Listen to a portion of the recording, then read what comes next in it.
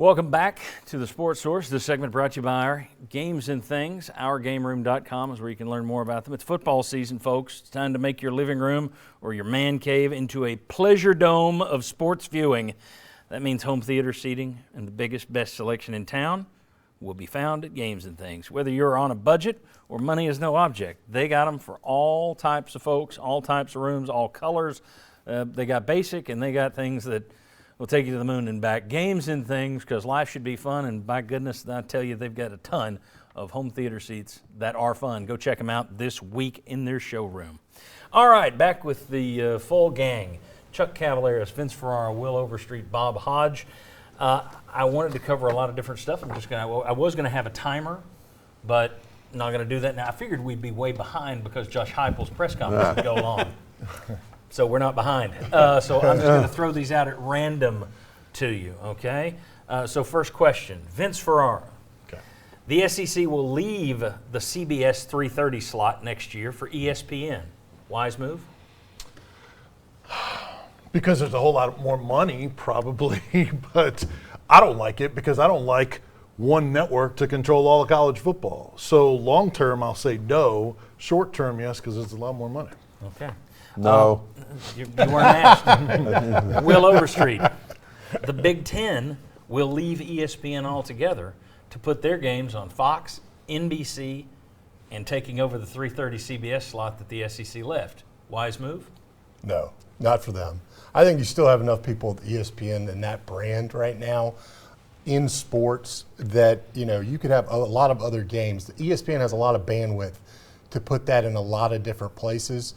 CBS and NBC are not as rich and not as well known for that. So I do think the CBS pickups would benefit to them. I think that's smart. But just saying more on NBC and more on Fox, I don't think the ratings would back that up. I would think College Game Day, right? You're going to be, they're going all in on Fox. This is going to be interesting for the future of college football and the playoffs. Yeah. Future of the playoffs is going to be split. It's no longer going to just be ESPN because now you've got one powerful conference is tied in with ESPN. One powerful conference is mainly tied in with Fox. So it's all going to be spread out kind of like the NFL is. And that's where the money's going to come because you're going to have more competition to get those games. So it'll be more money for those two conferences. All right, Bob, let me get a full screen up here. I'm putting a graphic. This is interesting. This week, John Calipari, basketball coach at Kentucky, told The Athletic, Kentucky is a basketball school. He wants a practice facility built because Kentucky just can't get the right players. But the Kentucky is a basketball school. Mark Stoops didn't like that. He responded on the official UK Twitter account, basketball school. I thought we competed in the SEC, 4 straight postseason wins. John Calipari says he reached out to apologize to Mark Stoops. Mark Stoops didn't take his call. Mark Stoops said yesterday at a press conference, I stay in my lane with these kind of things. Calipari got word of that in the press conference and said, I reached out to him once, I'll do so again. I pull for those guys. They're great.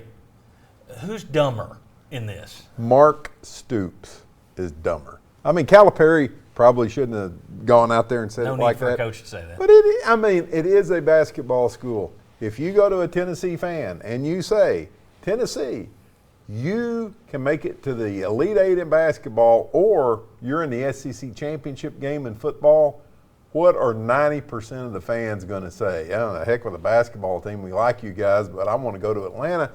And it's the same thing up at Kentucky. I thought Calipari shouldn't have probably been that forward with it, but Stoops' reaction, I just don't get it. Okay.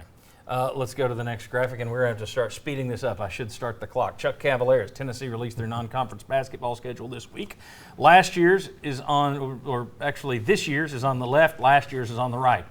Colorado, Butler down in the Bahamas, BYU or USC in the second game. Then you have a third game down there. Maryland, Arizona, Texas. You see last year's. Which was better? I'll tell you what, last year's schedule when they had that mapped out, I mean, we talked about it on the show, John, you talked about it. We bragged on it. I have to stay with that as being better. Yeah. Last year's, and to me it's not even that close. I mean, it's still good, but last year's was better. Agreed. And the one thing I noticed there, and it's just, you don't have a lot of these big names coming here. You've got one a year. You got Arizona last year. this year, let's see, last year you had Arizona, this year you got Texas, which is part of the Big 12 thing. But anyway, it'd be cool if they could get more of these guys here. But I credit their scheduling, but last year's, I agree with Chuck's, a hair better. All right, let's get quick here. Let's do another full screen.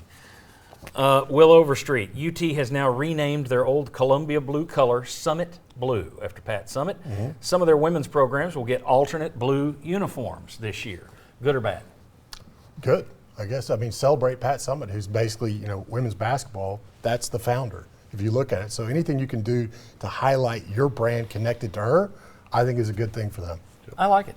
I got no problem with it. I saw people complaining about wearing blue. The men's basketball program used to wear blue. Ernie and Bernie had blue on there, that Columbia blue. It also looks good. Yeah. Those work well together. Yeah. I got no problem with that. All right. Vince, next graphic here. Danny White, UT Athletic Director, let fans vote on Twitter whether or not the numbers on Shields-Watkins Field would remain the same serif font that they've been for years or switch to a block font like the one UT uses on its jerseys. They picked the serif. They went with tradition. One, is it good that Danny White let the fans vote on something like that? Two, did they make the right choice? Yeah, I think it's fine because in the grand scheme of things, it doesn't matter, but to some fans it will matter, and they get to be interactive. And I think it's great. Yeah. I think it's a positive on both Did they sides. pick the right one, though? Yeah. Stay with the serif. Yes.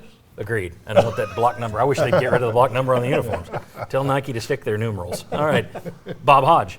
UT is favored by as much as 32.5 versus Ball State. Will UT cover 32.5? Yes. Okay.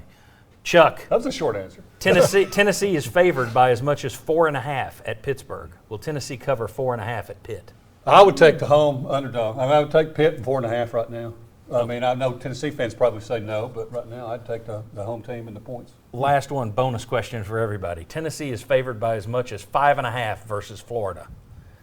Will UT cover 5.5 versus Florida? No way. Wow. You don't think so? Well, I believe it when I see it. I told you from the times that I took the hype and said UT would win, I said after I got burned enough, I said, you got to prove it. From now on, I treat it like the Kentucky game. Kentucky could come in against Tennessee undefeated. Right. Tennessee could have 4 wins. I'm taking Tennessee until Kentucky proves it. I'm going to say yes simply because I'm not going to bet on it. Okay. All right, very good. All right. When we come back, football season is almost here. So what are our guys looking forward to? What are some of our guys dreading? And I'm telling you, you're going to agree with Bob Hodge when he tells you what he's dreading. That's what this whole segment is built for, one answer. Come on back on the Sports Source.